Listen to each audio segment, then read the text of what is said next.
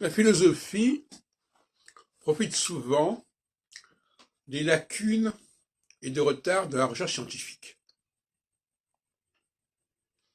Dès qu'il y a un domaine qui n'est pas bien balisé scientifiquement, la philosophie s'installe. Et quand je dis la philosophie, ça veut dire les raisonnements, les généralisations, les généralités sur tel et tel sujet, etc. Le cas le plus manifeste est évidemment la question des femmes.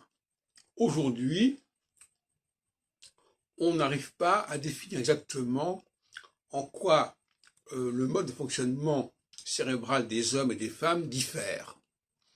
Et à partir de ce moment-là, philosophiquement, on peut commencer à discuter sur l'individu en général, l'être humain en général, sans aucune précision.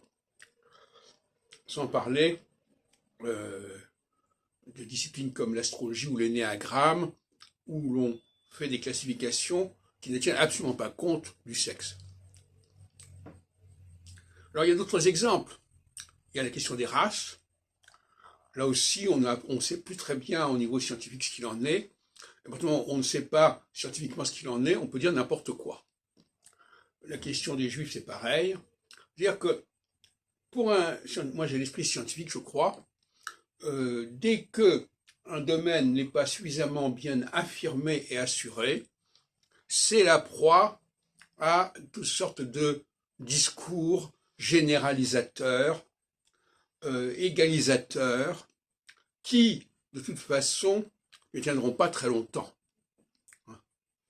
Je pense par exemple que mes recherches sur les topics sensoriels concernant le comportement masculin et féminin, qui concernent des modes de fonctionnement cérébraux, en quelque sorte, tout cela va un jour ou l'autre être reconnu et mettra fin à une certaine confusion qui règne actuellement.